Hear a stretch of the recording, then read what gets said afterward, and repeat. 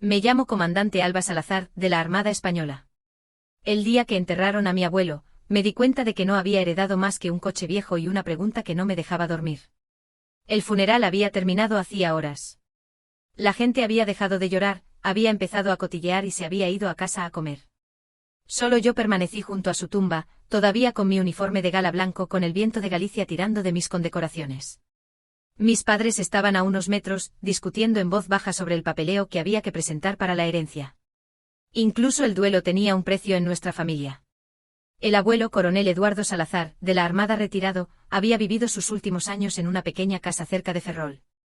Nunca hablaba mucho de su servicio. No le gustaban las atenciones, las medallas ni la política. Lo que sí le gustaba era el silencio, pescar al amanecer y enseñarme a arreglar motores cuando era pequeña. Nunca entendí por qué hasta hoy. La lectura de su testamento se llevó a cabo a la mañana siguiente en una notaría del centro. El aire olía a papel viejo y a desinfectante de limón. Mi madre llevaba perlas negras, mi padre un traje oscuro con esa sonrisa que usaba en todas las fotos de ascenso. Cuando el notario se aclaró la garganta, pude darme cuenta de que todos esperaban un simple reparto de dinero. El abuelo no tenía esposa y solo un hijo, mi padre. El notario comenzó: a mi hijo Ricardo Salazar y a su esposa Marta, les dejo todas las cuentas de ahorro, bonos y propiedades. La mano de mi padre apretó la de mi madre. Vi cómo sus hombros se relajaban como si hubieran estado conteniendo la respiración durante años. Luego vino la frase que lo cambió todo.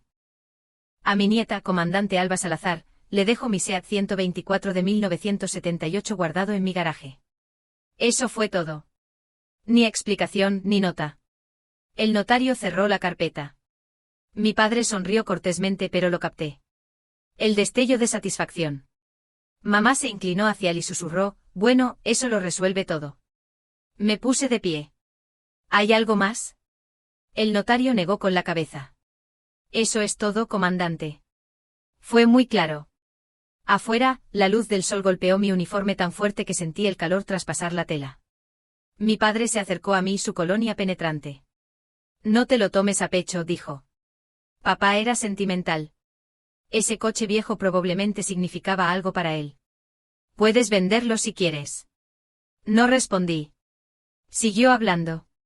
Él no entendía de finanzas. Yo me encargaba de todo eso por él. Es bueno que confiara en mí con los activos de verdad. Tú tienes tu carrera en la Armada. Esto no es problema tuyo. Me palmeó el hombro como un jefe que termina una reunión. Casi le hice un saludo por costumbre, pero me contuve. Esa tarde conduje hasta la casa del abuelo. Aún estaba impregnada del tenue olor a tabaco y aceite de motor. Sus herramientas colgaban ordenadamente en la pared, cada una etiquetada con su letra. El 124 estaba bajo una lona polvorienta en el garaje. La pintura descolorida, pero la carrocería limpia. Cuando quité la cubierta, sentí algo entre un escalofrío y un recuerdo. Me había sentado en el asiento del pasajero una vez, cuando tenía 12 años, sosteniendo una linterna mientras el abuelo reemplazaba el fusible de la radio. Me había dicho: un coche es solo metal, cariño. Pero si escuchas, a veces te cuenta historias. Giré la llave. El motor tosió, luego zumbó suavemente. El abuelo lo había mantenido afinado. Las luces del salpicadero parpadearon, incluida la pequeña pantalla GPS montada cerca del volante. Casi lo ignoré hasta que vi una única dirección guardada aparecer en la pantalla. Hogar. Esa palabra pulsó una vez como un latido. Fruncí el ceño. El abuelo había vivido aquí toda su vida. Este era su hogar. Entonces, ¿qué era eso?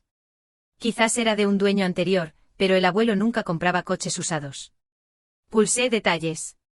Aparecieron coordenadas en algún lugar cerca de los picos de Europa, a más de 3 horas al oeste. Me recosté en el asiento, mirando el nombre de nuevo. Hogar. La idea de conducir hasta allí era ridícula. Pero otra parte de mí, la parte de la Marina, reconoció la atracción de una misión inconclusa. El abuelo nunca hacía nada por accidente. Cogí mi petate y dejé una nota a mis padres: me llevo el coche a dar una vuelta. No me esperéis despiertos. La carretera al salir del pueblo estaba vacía. El 124 se movía con calma, la clase de gracia lenta que tenían los coches viejos antes de que todo se volviera digital. Canciones populares sonaban y se desvanecían en la radio. La voz del GPS, nítida y tranquila, me guió por carreteras sinuosas y pequeños pueblos que parecían haber dormido durante décadas. A medida que subía, los pinos se hicieron más densos y el cielo se enfrió de azul a gris. Cada giro se sentía como adentrarse más en algo privado. En un momento paré a repostar en una gasolinera rural. El anciano del mostrador miró el coche y asintió. Hace años que no veo uno de esos, dijo. Solía ser un coche de flota allá arriba, cerca de la sierra. Pertenecía a un militar. Un lugar muy privado, allá arriba. ¿La sierra?, pregunté. Señaló al oeste. Un par de kilómetros más y verás la verja. Un escalofrío me recorrió. Media hora más tarde la carretera se estrechó hasta convertirse en un camino de grava. El GPS parpadeó, llegando a destino. Delante una alta verja de hierro forjado se alzaba entre dos pilares de piedra. Más allá, escondida entre los árboles, apenas podía distinguir el contorno de una casa grande o algo más grande. Antes de que pudiera tocar la bocina, la verja se abrió sola, crujiendo. Un anciano con un traje gris estaba justo dentro, perfectamente inmóvil. Su postura era casi militar, recta. Tenía el pelo blanco peinado pulcramente hacia atrás, y en sus manos enguantadas sostenía un portapapeles. Cuando me detuve, dio un paso adelante, sus ojos se encontraron con los míos. Comandante Salazar, dijo con calma. Bienvenida. El almirante la estaba esperando. Se me cortó la respiración. ¿Qué acaba de decir? No se inmutó. Por favor, señorita, siga por el camino. La cena se servirá en breve. El aire a mi alrededor se sintió de repente más denso, como si el mundo se hubiera inclinado. Miré el GPS de nuevo. Su pantalla se había puesto negra. El motor del 124 estaba al ralentí, suave y paciente, como si hubiera terminado su deber. Miré de nuevo al mayordomo en la pesada verja, que se cerraba detrás de mí, y susurré, abuelo, ¿qué hiciste? El camino de grava serpenteaba cuesta arriba, flanqueado por robles centenarios y faroles de piedra.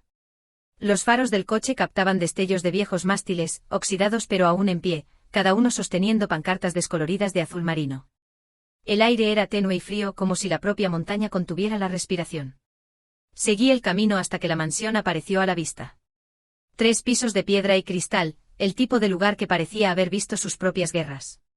Las ventanas brillaban débilmente con una luz ámbar, pero no se movían siluetas en el interior. Todo se sentía dispuesto, preciso, expectante. Cuando aparqué en la entrada circular, el mayordomo ya estaba de pie junto a la puerta. No me había seguido.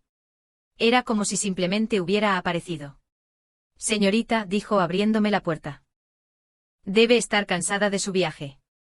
Salí lentamente escaneando los terrenos. Usted dijo que el almirante me estaba esperando. ¿A quién se refería? Me miró con ojos que no estaban confundidos ni evasivos, solo tranquilos. A su abuelo, señorita. Dejó instrucciones muy específicas. Mi abuelo está muerto. Asintió una vez. Sí, comandante. Por eso he estado esperando. Dentro, la casa olía débilmente a cedro y cuero viejo. La entrada estaba revestida de fotografías enmarcadas, unidades militares, tripulaciones de submarinos, retratos formales en blanco y negro. Mis botas resonaron en el suelo de mármol. El mayordomo caminó delante, su paso, lento y digno. Mi nombre es don Gregorio. Serví a las órdenes de su abuelo durante el despliegue del Golfo. Después de que se retiró, yo gestioné esta propiedad para él. ¿Esta propiedad? Pregunté, ¿qué es este lugar? Se detuvo en un pasillo lleno de placas de servicio y medallas. Fue una vez un centro de recuperación, comandante, para veteranos a los que su abuelo tuteló personalmente. Él lo llamó la Cima de Salazar. Nunca fue financiado públicamente, nunca se registró a su nombre. Solo un puñado de personas sabía que existía. Miré a mi alrededor. Cada detalle, cada foto, cada bandera hablaba de disciplina, honor y algo más, tristeza. ¿Por qué esconder algo así? Porque su padre no lo habría aprobado, dijo Gregorio en voz baja. Don Ricardo creía que la caridad no tenía cabida en los balances. El coronel no estaba de acuerdo. Dejé de caminar. ¿Usted conocía a mi padre? Gregorio asintió de nuevo. Vino aquí una vez, hace años, discutieron. Después de eso, el coronel dijo que la cima solo iría a alguien que entendiera el servicio sin un precio. Se me hizo un nudo en la garganta. Me llevó a un estudio donde un fuego ardía bajo en la chimenea. Sobre el escritorio había un sobresellado, de color crema, con mi nombre escrito a mano con la letra firme de mi abuelo. Para usted, dijo Gregorio, me dijo que se lo entregara solo cuando viniera uniformada. No me senté. Rompí el sello y desdoblé la carta con cuidado. El papel era grueso. La tinta ligeramente desvanecida. Alba, si estás leyendo esto, significa que me fui antes de terminar lo que empecé. Sé que te decepcioné al no explicarte nunca lo que más me importaba. Este lugar, la cima de Salazar, es mi verdadero legado. Es un refugio para aquellos que el sistema olvidó. Lo construí después de perder a demasiados de mis hombres en el silencio, en las pastillas, en el tipo de dolor que las medallas no pueden arreglar. Tu padre nunca creyó en ello. Él veía debilidad donde yo veía deber. No le culpaba. Él es producto de un mundo que mide el éxito en signos de euro, no en vidas cambiadas. Pero tú, Alba, elegiste el servicio. No huiste de las dificultades. Las soportaste. Por eso la cima te pertenece ahora. El coche que heredaste no es un regalo. Es una llave. Contiene la escritura final y las últimas coordenadas que necesitarás. Todo lo demás tendrá sentido con el tiempo. No dejes que el orgullo te impida perdonarlos, incluso cuando no lo merezcan. Aprendí demasiado tarde que la familia es el mando más difícil que jamás tomarás, abuelo. Las palabras se volvieron borrosas mientras leía. No era del tipo de persona que lloraba fácilmente, el campamento base me había curado de eso, pero mis manos temblaban de todos modos.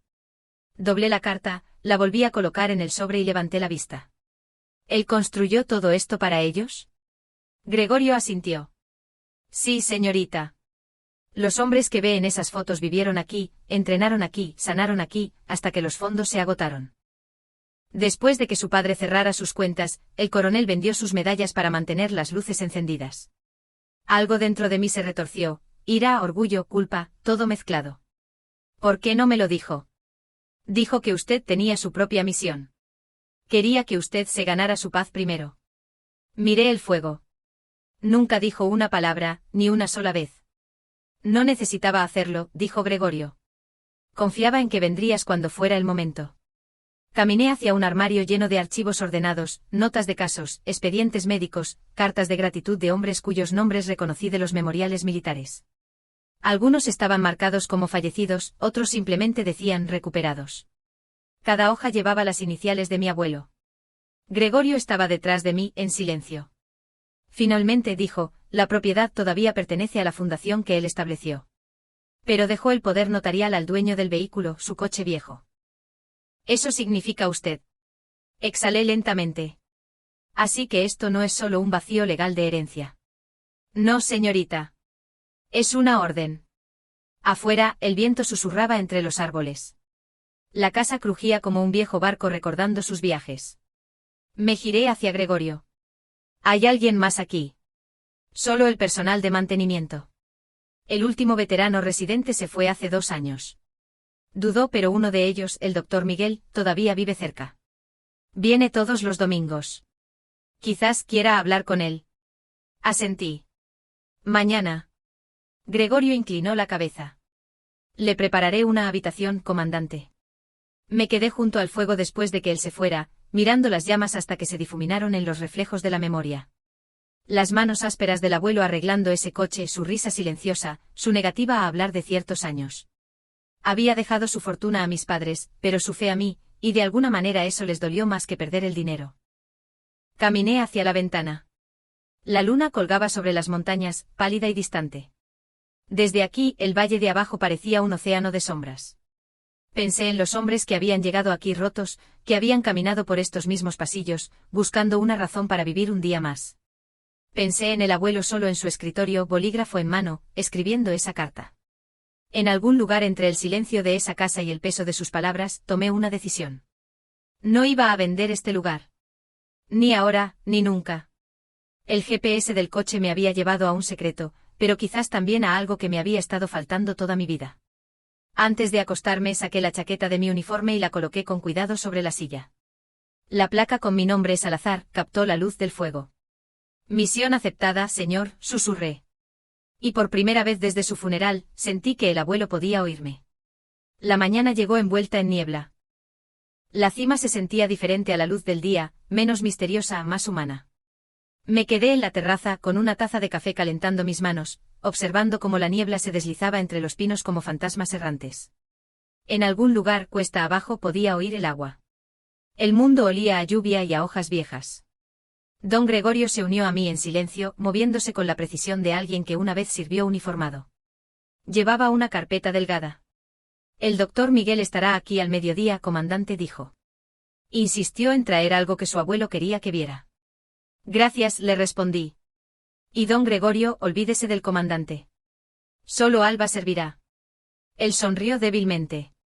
Como desee, Alba. Pero debe saber que por aquí todavía la llaman por su rango. El coronel hablaba a menudo de usted. Me giré hacia él. ¿Lo hacía? Gregorio asintió. Decía que usted tenía su paciencia y la terquedad de su padre. Una combinación peligrosa. Eso me hizo reír suavemente. Suena bastante acertado. Me dejó para que deambulara por la casa. Me moví por pasillos llenos de luz solar ahora. Las fotos que había pasado por alto la noche anterior cobraron vida. Hombres en camas de hospital estrechando la mano del abuelo. Fotos de grupo en rutas de senderismo en sillas de ruedas con perros de terapia. No eran pacientes. Eran soldados encontrando el camino de regreso. El estudio estaba como lo había dejado, ordenado, cálido, todavía oliendo débilmente a humo de puro. Me senté en el escritorio de nuevo, releí la carta más despacio esta vez. No dejes que el orgullo te impida perdonarlos, incluso cuando no lo merezcan. Era el tipo de frase que solo alguien cerca de la muerte podía escribir. Sencilla, pesada, imposible. Saqué una pequeña libreta del bolsillo de mi uniforme y escribí 3 preguntas. ¿Por qué esconder el proyecto? ¿Por qué hacerme llegar a través del coche? ¿A quién intentaba proteger? Todavía no tenía respuestas, pero la disciplina de escribirlas me calmó. El abuelo solía decir, toda misión comienza con claridad, no con emoción. Alrededor del mediodía, un sonido rompió la quietud. Un motor subiendo la colina. Salí cuando una polvorienta camioneta se detuvo cerca del porche. Un hombre bajó, quizás de unos 60 y tantos, con hombros anchos y una pierna faltante. Su prótesis hizo un suave clic en los escalones de piedra. Me vio y sonrió.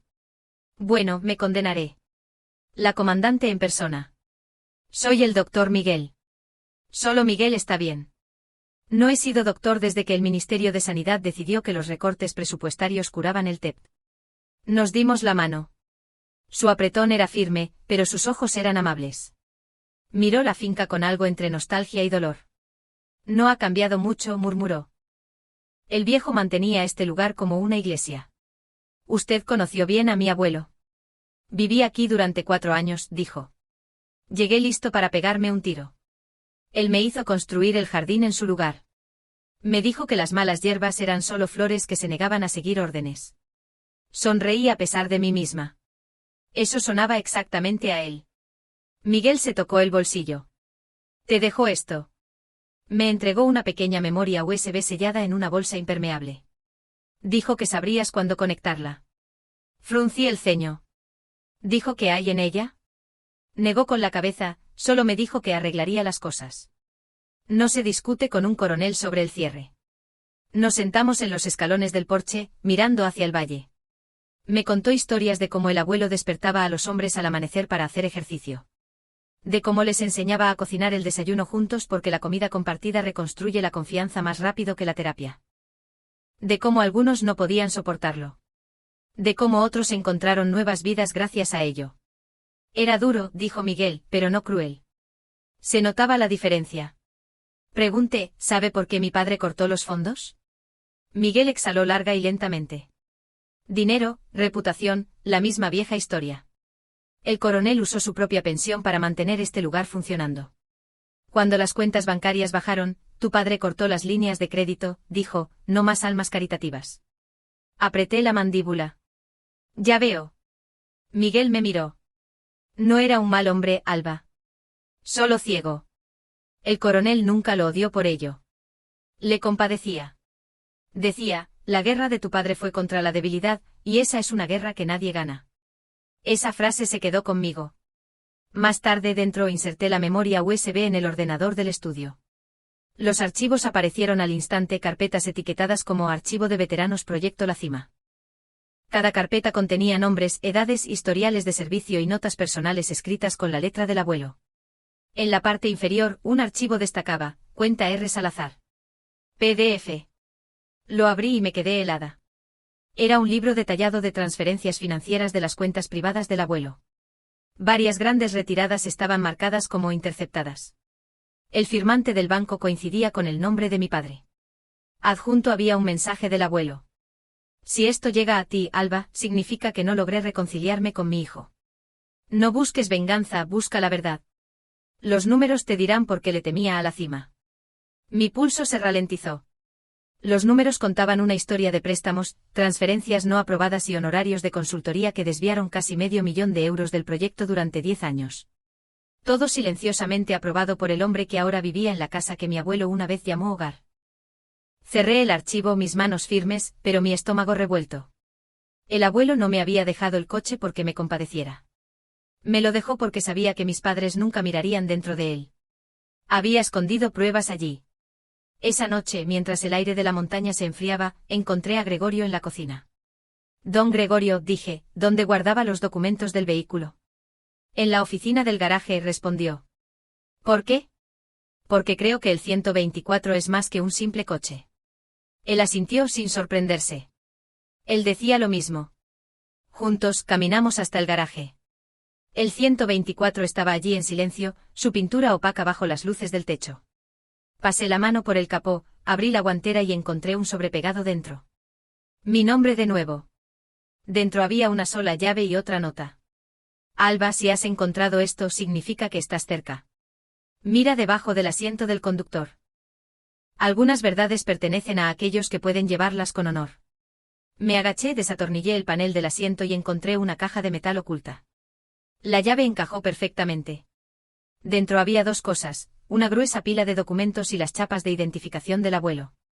Los documentos eran extractos bancarios notariados que vinculaban a la empresa de mi padre con contratos de rehabilitación gubernamentales que deberían haber ido a la cima. Los había desviado a empresas privadas para obtener beneficios. La cima había sido desangrada para que su imperio pudiera crecer.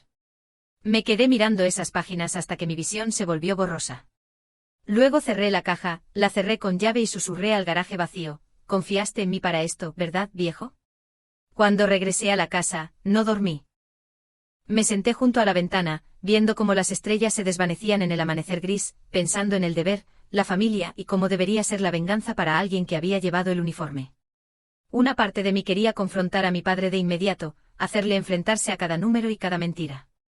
Pero otra parte, la parte que el abuelo había entrenado, sabía que no era el momento. El tiempo era una táctica, no una emoción. Al amanecer saqué la carta de nuevo, repasando sus palabras con el pulgar. No dejes que el orgullo te impida perdonarlos. Todavía no sabía si el perdón era posible, pero sí sabía que esta verdad tenía peso, y yo había sido elegida para llevarla. Mañana los invitaría aquí no para pelear, sino para que vieran lo que habían despreciado. Por ahora la cima era mía, y por primera vez entendí lo que realmente significaba la herencia. A la mañana siguiente la luz del sol finalmente rompió la niebla, derramando oro sobre la cresta de la montaña como una bendición tranquila. La casa parecía menos un fantasma de otra vida y más lo que realmente era, un hogar construido para que los rotos pudieran empezar de nuevo. Me desperté temprano, todavía con los pantalones del uniforme y una camiseta de la Armada, y salí a correr por el antiguo sendero de entrenamiento detrás de la finca. El camino de grava estaba cubierto de maleza, pero familiar en su ritmo, como los simulacros matutinos que el abuelo me hacía hacer antes del amanecer cuando era una niña. La disciplina, decía, es la columna vertebral de la libertad. En ese momento no lo había entendido. Ahora sí. Cuando regresé, Gregorio ya estaba despierto, puliendo la plata en el comedor como si nada en el mundo pudiera estar nunca fuera de lugar. El desayuno está listo, comandante, dijo. Avena y huevos, la receta del coronel. Gregorio, le dije sonriendo. Realmente no tienes que llamarme comandante. Solo Alba. Él me miró con esa quietud de un viejo marino. Por aquí, señorita, algunas costumbres son sagradas. Después del desayuno, pedí ver el resto de la propiedad. Gregorio asintió y me condujo a través de un juego de puertas dobles que se abrían a un largo pasillo de cristal. El sol se derramaba, revelando acres de tierra ondulada salpicada de cabañas, una pista de obstáculos y lo que parecía una pequeña capilla en el extremo más lejano. Esta fue la fase 2 del plan del coronel, dijo Gregorio. Quería que la cima fuera un complejo de rehabilitación completo, físico, emocional y espiritual. ¿Cuántos veteranos pasaron por aquí?, pregunté. Más de 200. Algunos se quedaron semanas, otros años. Todos se fueron mejor de lo que llegaron. Pasamos por el viejo gimnasio, esteras polvorientas, carteles motivacionales descoloridos, pesas alineadas como soldados esperando órdenes. En la pared, una cita escrita con la letra del abuelo. No sanamos olvidando la guerra, sino recordando por qué la libramos. Me detuve allí un largo tiempo. Gregorio, pregunté suavemente, ¿alguna vez dijo que quería que hiciera con este lugar?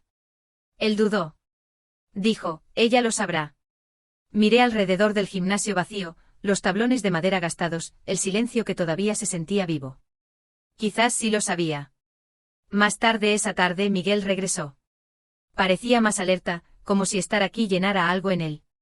Llevaba un viejo libro de contabilidad encuadernado en cuero y lo puso sobre el escritorio del estudio. Encontré esto en el almacén, dijo. El coronel registró cada donación, cada nombre, cada euro gastado. Pensé que lo querrías. Pasé página tras página. Vi entradas escritas con la letra ordenada del abuelo, fondos utilizados para pagar terapia, vivienda y suministros. Pero hacia el final la letra cambió, las fechas se superpusieron, grandes retiradas aparecieron con una nueva letra, la de mi padre. ¿Ves eso?, señaló Miguel. Empezó a optimizar las cuentas, así lo expresó. El coronel nunca lo confrontó directamente, pero empezó a sacar su propio dinero para compensar lo que faltaba. Así que mi padre estaba desangrando el proyecto mientras fingía gestionarlo, dije sin rodeos. Más o menos. Pero él no entendió algo, respondió Miguel. El coronel no construyó la cima para impresionar a la gente. La construyó para recordar a hombres como yo que el honor no muere solo porque nos desmoronemos. Miguel se puso de pie, ajustándose la prótesis. Todavía puedes salvar este lugar, Alba. Tienes el uniforme. La gente escucha eso. Negué con la cabeza. No escuchan los uniformes. Escuchan las historias. La historia del abuelo merece ser escuchada. Él sonrió, cansado pero orgulloso. Entonces cuéntala. Después de que él se fuera, me senté junto a la ventana con la carta del abuelo y el libro de contabilidad, uno al lado del otro. Verdad y traición en el mismo escritorio. Y me di cuenta de que la venganza no se trataba de castigo. Se trataba de exposición, de mostrar al mundo lo que realmente importaba. Tomé una decisión. Invitaría a mis padres aquí. No para humillarlos, sino para confrontarlos con lo que habían enterrado, literal y moralmente. Al día siguiente llamé a mi padre. Respondió después de 3 timbrazos. Su voz era cortante, profesional, como si estuviera atendiendo una llamada de negocios. Alba, me preguntaba cuándo volverías de tu pequeño viaje por carretera. Papá, tenemos que hablar, dije con calma. Es sobre el abuelo. Él se rió entre dientes. Cariño, ya hemos arreglado todo eso. No. No es por dinero, lo interrumpí. Es por lo que dejó en la cima. Silencio. La cima. Su voz se endureció. Ese lugar está acabado. Hazte un favor. Véndelo. Sigue adelante. No puedo hacer eso. ¿Por qué no? Porque no es solo una propiedad, papá. Es una prueba. ¿Prueba de qué? De que robaste de la misión de tu propio padre. El silencio al otro lado se prolongó hasta que pude oír cómo cambiaba su respiración. Cuando volvió a hablar, el tono pulido había desaparecido. Ten cuidado, Alba. No sabes de lo que estás hablando. Oh, sí que lo sé, dije. Encontré sus libros de contabilidad. Encontré los archivos. Y encontré su carta. Deberías venir aquí, verlo por ti mismo. Colgó sin decir una palabra. Dejé el teléfono lentamente exhalando. Gregorio me había estado observando desde el umbral de la puerta. Vendrá, dije. Sí, respondió Gregorio. Y no vendrá solo. Esa noche truenos retumbaron por el valle. No pude dormir, así que salí, dejando que la lluvia me empapara la camiseta. La tormenta se sentía purificadora, necesaria. Me quedé allí con los ojos cerrados, escuchando la voz del abuelo en mi memoria. Un soldado no lucha por venganza, Alba. Lucha por lo que es justo. A la mañana siguiente Gregorio entró en mi habitación con un sobre. Esto llegó por mensajero, dirigido a usted. Dentro había un breve mensaje mecanografiado de mi padre. Estaremos allí el domingo. Tu madre insiste en venir también. Trae todo lo que dices haber encontrado. Lo arreglaremos cara a cara. Doblé la nota con cuidado. Bien, dije. Es hora de que vean lo que construyó. El domingo llegó más rápido de lo que esperaba. Gregorio ayudó a preparar el comedor. Mantel blanco cubiertos, velas encendidas.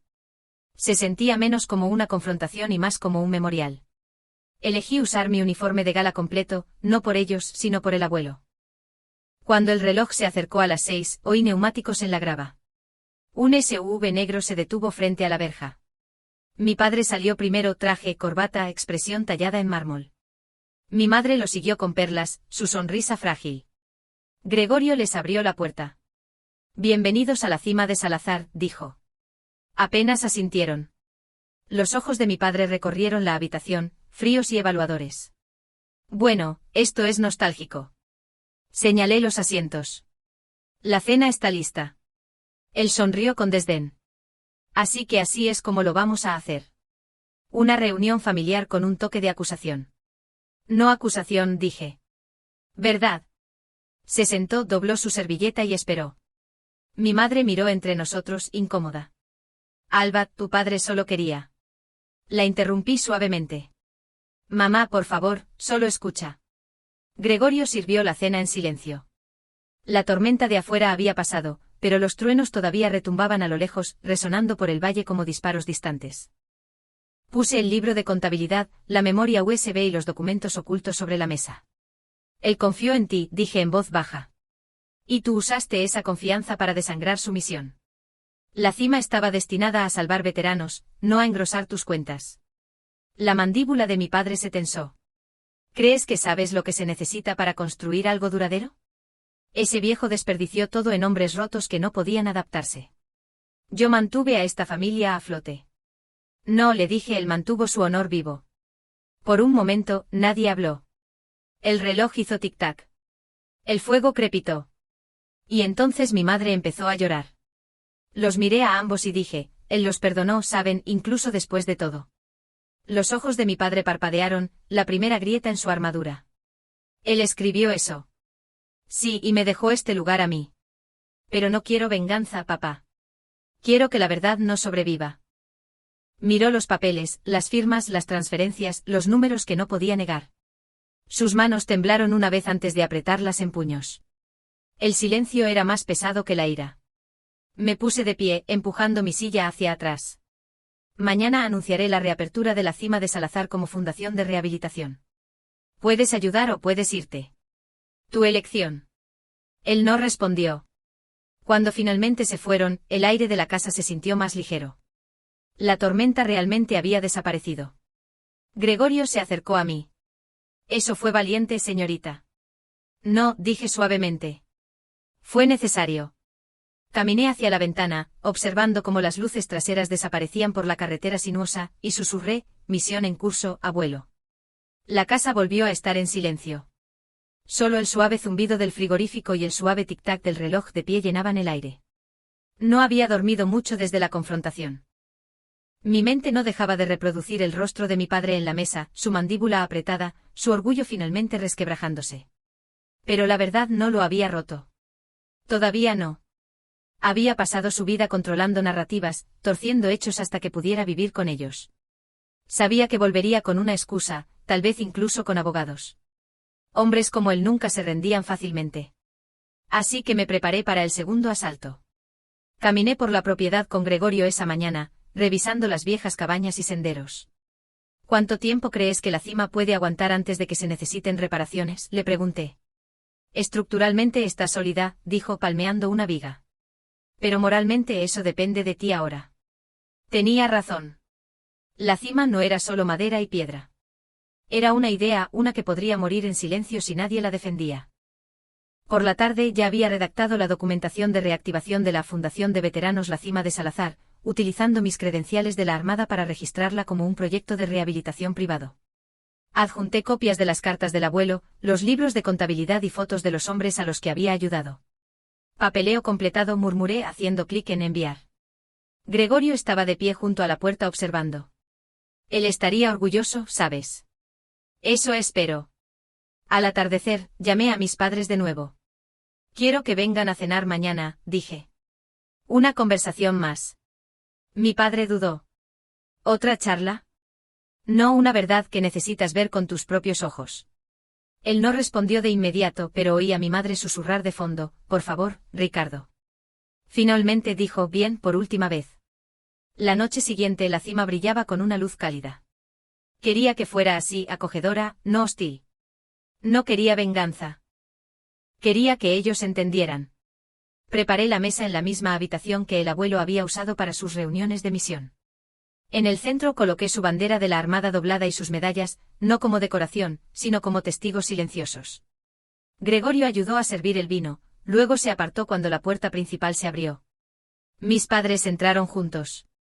Los ojos de mi madre estaban rojos de llorar. Mi padre parecía sereno, pero cansado, como un hombre que llega a una declaración en lugar de a una cena. Gracias por venir, dije. Él asintió levemente. Terminemos con esto. Nos sentamos. El sonido de los cubiertos y la lluvia en las ventanas llenaban el espacio entre nosotros. Finalmente hablé. Me preguntaste qué intentaba demostrar, dije. No estoy demostrando nada. Te estoy mostrando lo que destruiste y lo que yo reconstruí. Él suspiró. Alba, basta de este acto de mártir. La cima era un proyecto muerto. Sin dinero, sin supervisión, sin futuro. Entonces, ¿por qué te llevaste los fondos? Él me miró sin inmutarse. Porque yo sabía cómo usarlos mejor. Tu abuelo estaba atrapado en el pasado, ayudando a un puñado de hombres mientras ignoraba el panorama general. Yo invertí esos fondos en empresas reales, productivas, rentables. Lo corregí. Él no lo negó. El beneficio mantiene el mundo girando, incluso para ti, comandante. No este mundo, dije en voz baja. Le empujé una carpeta. Dentro había cartas recientes, testimonios manuscritos de veteranos que habían estado en la cima, algunos de los cuales se habían acercado después de enterarse de que la había reabierto. Escribieron sobre aprender a caminar de nuevo, a vivir de nuevo, a creer en la gente de nuevo. Mi madre leyó una en voz alta, con la voz temblorosa. Me hizo plantar tomates hasta que recordé lo que sentía la luz del sol. Me hizo reír de nuevo. Le debo la vida. Las lágrimas le resbalaron por la mejilla. Él realmente hizo todo esto. Asentí. Sin financiación, con su propia pensión. El coche que obtuve, ese fue el último vehículo que usó para llevar suministros a la cima. El que tú llamaste chatarra. La mandíbula de mi padre se tensó. ¿Y qué, Alba? ¿Quieres que te pida perdón? No, dije, quiero que entiendas al hombre que enterraste sin siquiera conocerlo. Por primera vez desvió la mirada, sus hombros se encogieron, la armadura desvaneciéndose. Él nunca confió en mí. Pensó que era débil. No, dije más suave ahora. Pensó que estabas perdido. Él miró la mesa durante un largo tiempo. ¿Qué quieres de mí? Nada, dije. Solo honestidad. Se frotó las sienes, respirando con dificultad. Bien. Odiaba la cima. Odiaba verlo derramar todo en hombres que no podían salvarse a sí mismos. Odiaba cómo me miraba como si hubiera suspendido un examen moral. Pero la verdad, su voz bajó. La verdad es que le envidiaba. Él murió con paz en sus ojos. Ni siquiera sé lo que se siente. Las palabras golpearon más fuerte de lo que esperaba. Por un momento la habitación quedó en silencio, excepto por el sonido de la lluvia. Me levanté y caminé hacia la ventana, viendo cómo un relámpago cruzaba el valle. No puedes cambiar lo que hiciste, papá. Pero puedes elegir lo que viene después. Él levantó la vista. ¿Qué me pides que haga? Ayúdame a reabrir la cima públicamente. Usa tu influencia para llamar la atención del Ministerio de Defensa. Que la historia salga a la luz, la verdadera historia. Él negó con la cabeza lentamente. Eso destruirá mi reputación. Quizás reconstruya tu alma, dije. Él no respondió, pero algo en su rostro cambió. Menos desafío, más fatiga. Parecía más viejo, más pequeño de alguna manera. Mi madre se acercó a la mesa, su mano temblaba al tocar la suya. Ricardo, susurró. Por favor. Él no se movió, no habló. Luego, en voz baja, dijo, lo pensaré. Eso fue suficiente por ahora. Después de que se fueron, me quedé junto a la chimenea, la casa zumbando suavemente detrás de mí. El mayordomo entró en silencio, llevando una bandeja de café. Lo hizo bien, señorita, dijo Gregorio. No gané, respondí. Él sonrió. No se gana la paz. Se construye. Miré fijamente las llamas. Puede que nunca cambie. Gregorio se encogió de hombros. Quizás no, pero usted sí. Y a veces eso es suficiente. Asentí lentamente recordando la carta del abuelo. Perdonarlos incluso cuando no lo merezcan. No estaba segura de haber llegado todavía al perdón, pero había encontrado un propósito, y eso se sentía cercano. Afuera, la lluvia cesó. El valle brillaba bajo la luz de la luna tranquilo y claro. Susurré, descanse tranquilo, señor.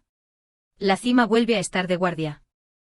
Y por primera vez en años, sentí el tipo de quietud que solo el honor puede traer.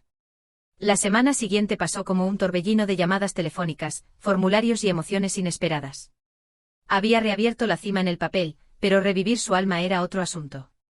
Empezaba cada mañana antes del amanecer, trotando por los senderos perimetrales, memorizando cada crujido de los viejos puentes de madera y cada parcela de flores silvestres que el abuelo había plantado él mismo. El aire allí arriba era penetrante con pino y propósito.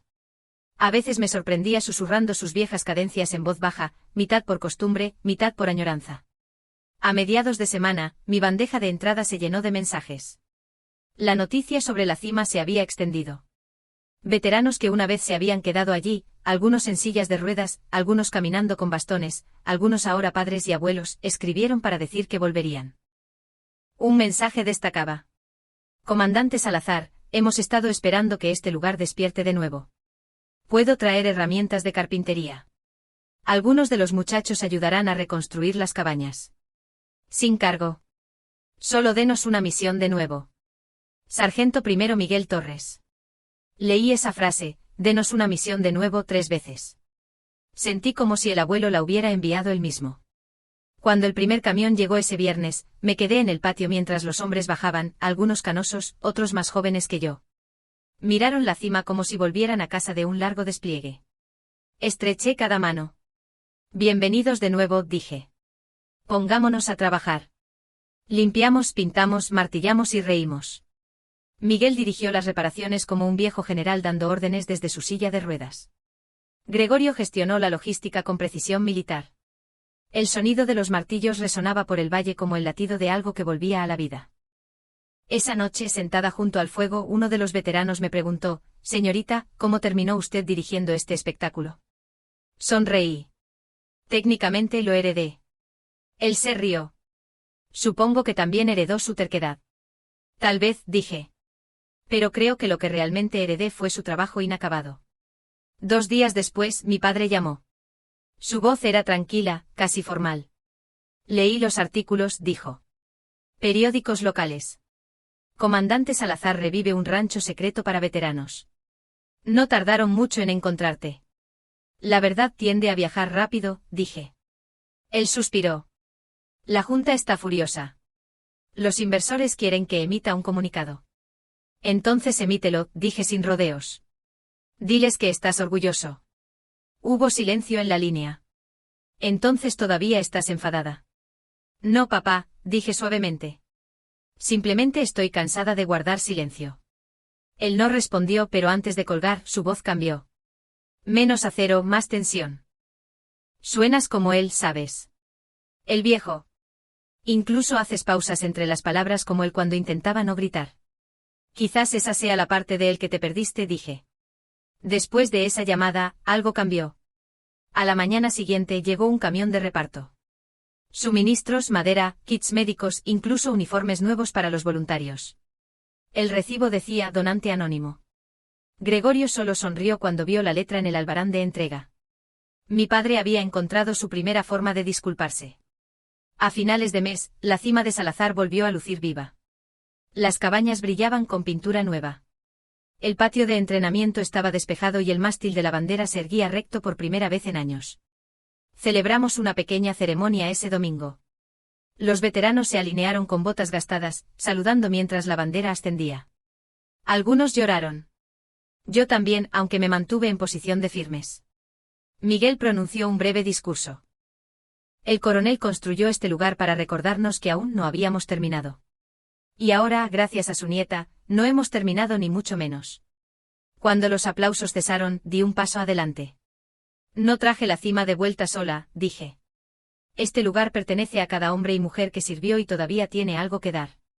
Mi abuelo creía que el servicio no termina cuando el uniforme se quita. Simplemente cambia de forma. Hoy le estamos dando la razón. Los hombres vitorearon. La bandera ondeó. En algún momento los fantasmas de viejas guerras se sintieron más ligeros. Al día siguiente conduje hasta Ferrol. Mi madre había pedido verme. Me recibió en la vieja casa familiar con un largo abrazo que no había esperado. «Te pareces a él», dijo con los ojos vidriosos. «Incluso la forma en que caminas». Dentro sirvió café y me sentó. «Tu padre no ha estado durmiendo. Sigue leyendo esa carta que le diste, la de tu abuelo». Dije, «Nada». «No es un monstruo, Alba», continuó ella en voz baja. «Solo un hombre que olvidó de dónde venía. Cuando reabriste la cima, se lo recordaste». Asentí. «Podría haberse unido a nosotros». «Todavía puede», dijo ella.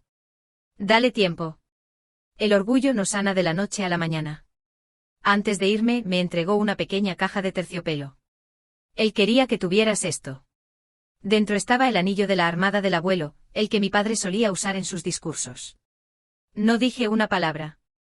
Solo asentí, me lo guardé en el bolsillo y volví a conducir a la cima.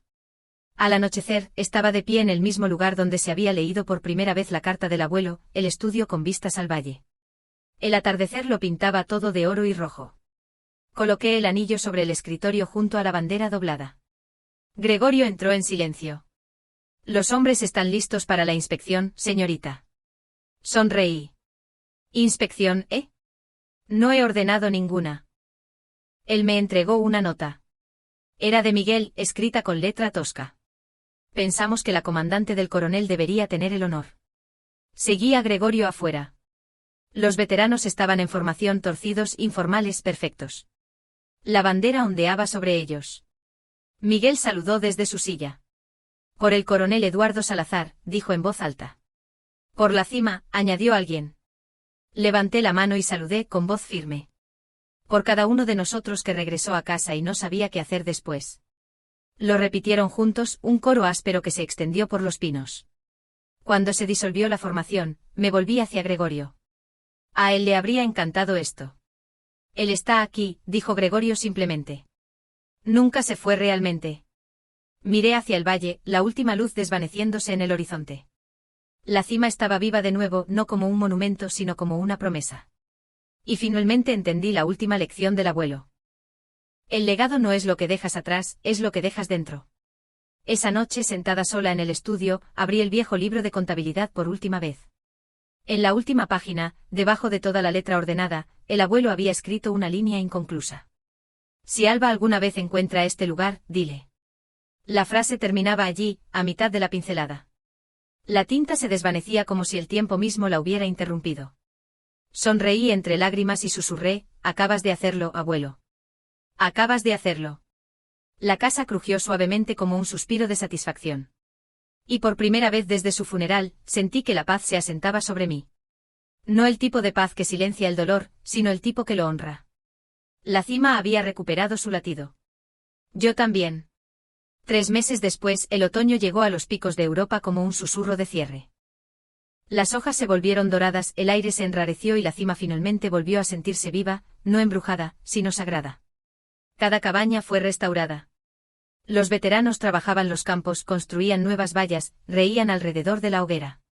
Los domingos por la tarde la bandera se izaba y se tocaba suavemente el toque de retreta por el altavoz, resonando en el valle. Algunos hombres lloraban abiertamente, otros saludaban, otros simplemente se quedaban quietos con la mano en el corazón. Ese era el tipo de legado que dejó el abuelo, tranquilo, constante, profundamente español. Me había mudado a sus viejas habitaciones, aunque no cambié nada. Sus libros, sus medallas, incluso sus botas permanecían exactamente donde él las había dejado. A veces me sentaba en su escritorio y lo imaginaba recostado, puro en mano, dando ese pequeño asentimiento que usaba cuando aprobaba algo pero no quería decirlo en voz alta. Una tarde Miguel se acercó a la puerta de mi oficina. «Hay una visita», dijo sonriendo como si supiera algo que yo no. Miré más allá de él. En la verja estaba un SUV negro, el mismo que una vez había traído tensión y traición a este lugar. Mis padres bajaron juntos.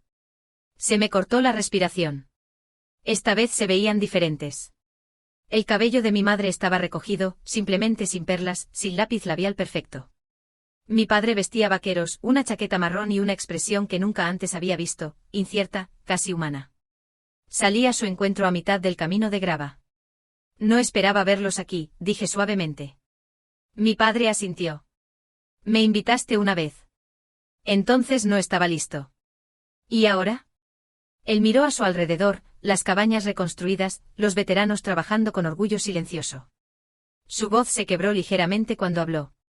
Ahora necesitaba ver lo que casi destruyó. Mi madre dio un paso adelante apretando un periódico doblado en mi mano. En la primera página, ex ejecutivo financia centro de curación para veteranos. El titular no mencionaba su nombre, pero el artículo sí. Donó públicamente admitiendo en su declaración que la cima de Salazar fue construida sobre el coraje, no el beneficio. Lo miré. ¿Tú hiciste esto? Él asintió una vez. Es lo único que he hecho últimamente que me permite dormir. Por un largo momento ninguno de los dos habló. Luego extendí mi mano. Él dudó, luego la estrechó, firme pero temblorosa. Vamos, dije. Déjame mostrarte lo que construyó. Caminamos lentamente por la propiedad. Se los presenté a los veteranos, a Miguel, a Gregorio, quien los saludó a ambos con un asentimiento digno. En el salón principal, una nueva placa colgaba en la pared. La cima de Salazar, un lugar para empezar de nuevo, fundada por el coronel Eduardo Salazar, Armada Española, reabierta por la comandante Alba Salazar y aquellos a quienes inspiró. Mi padre pasó los dedos por la inscripción. A él le habría gustado eso. Le habría gustado que estés aquí, dije suavemente. Él tragó saliva con dificultad. Alba, no espero el perdón. Bien, dije, porque el perdón no es algo que esperas. Es algo que te ganas. Pero estás en el camino correcto. Él asintió, los ojos brillantes con la primera emoción honesta que le había visto en años. Mi madre estaba a su lado con la mano en su brazo. Él estaría orgulloso de ustedes dos, dijo en voz baja. Esa noche, mientras el sol se ponía por debajo de la cima, nos reunimos junto al mástil. Los veteranos formaron filas torcidas, corazones llenos. Miguel tocó la corneta, cada nota suave y clara. Cuando la nota final se desvaneció, Gregorio me entregó una pequeña caja de madera. Dentro estaba la carta doblada del abuelo, la que había guardado desde la primera noche que llegué aquí. Gregorio la había enmarcado bajo cristal, el papel amarillento pero fuerte. Debajo había colocado las chapas de identificación del abuelo y el anillo de la armada que mi padre había devuelto. Levanté la vista hacia la luz que se desvanecía, la bandera ondeando sobre nosotros y susurré, misión cumplida, señor. El viento atrapó la bandera en ese momento, ondeando con fuerza y orgullo. Todos saludaron, incluso mi padre. Una semana después visité la tumba del abuelo. Era un pequeño cementerio en las afueras de Ferrol, el mismo donde lo habíamos enterrado meses atrás. Vestía mi uniforme de gala blanco. El aire otoñal era fresco, el cielo despejado. Me arrodillé quitando las hojas de la lápida. Coronel Eduardo Salazar, Armada Española, 1929 a 2025. El honor es una misión, no una medalla. Sonreí. Conseguiste tu frase, abuelo. Supongo que los dos lo hicimos. De mi bolsillo saqué la llave del 124, la que inició todo este viaje. La coloqué suavemente sobre la piedra. Siempre dijiste que un coche cuenta historias, murmuré. El tuyo me dijo quién eras realmente. Apoyé la mano en el mármol frío. Reabrimos la cima. Los hombres han vuelto. Incluso papá se ha acercado. Te gustaría de nuevo, creo. Le llevó un tiempo, pero está aprendiendo lo que realmente significa el honor. Una ráfaga de viento susurró entre los árboles, y por un momento juré que pude oír su voz de nuevo. Firme, baja, llena de esa disciplina de media sonrisa. Continúa, comandante. Lo haré, susurré. Lo prometo. Cuando regresé a la cima, los veteranos estaban terminando la cena. El salón olía a café y pan de maíz. Miguel me hizo señas. Comandante, dijo, te perdiste la gracia. Me reí. No me necesitan para eso. Él sonrió. Un poco sí. Tú eres la razón por la que tenemos un mañana. Me senté a la larga mesa, la misma que el abuelo usaba para las reuniones. Gregorio me sirvió café. A nuestro alrededor, los hombres hablaban, reían y planeaban el trabajo de mañana. La cima ya no solo curaba soldados. Curaba la idea de familia, lo que significaba apoyarse mutuamente, no imponerse. Mientras la habitación zumbaba con la conversación, pensé en todas las pequeñas piezas que tuvieron que romperse antes de que algo nuevo pudiera construirse. El testamento del abuelo, el coche, el GPS que señalaba el hogar, el mayordomo en la verja. Todo había sido un rastro de migas de pan hacia la redención. Miré alrededor de la mesa, rostros curtidos por el tiempo pero vivos. Gracias por quedarse, dije en voz baja. Miguel levantó su taza. Nos trajiste a casa, comandante. Lo menos que podemos hacer es quedarnos. Reímos juntos. Esa noche escribí mi última entrada de registro en el viejo cuaderno del abuelo. Estado de la cima de Salazar, activa. Objetivo, restaurar el propósito a quienes sirvieron. Personal en crecimiento. Moral inquebrantable. Nota personal, abuelo, la misión que empezaste no terminó contigo. Vive en cada apretón de manos, en cada pared reconstruida, en cada hombre que recuerda su valor. Me enseñaste que la verdadera herencia no es dinero, es deber. Y tenías razón. El servicio nunca termina. Solo cambia de mando. Cerré el cuaderno, apagué la lámpara y miré una vez más por la ventana. La bandera brillaba tenuemente bajo la luz nocturna, firme contra el viento. Buenas noches, señor, susurré. Nosotros tenemos la guardia ahora. Y para todos los que escuchan, quizás ustedes tengan su propia cima en algún lugar, un sueño que han enterrado, una herida que han intentado olvidar. No lo hagan. Porque a veces lo que creemos haber perdido solo está esperando que volvamos a casa y terminemos la misión.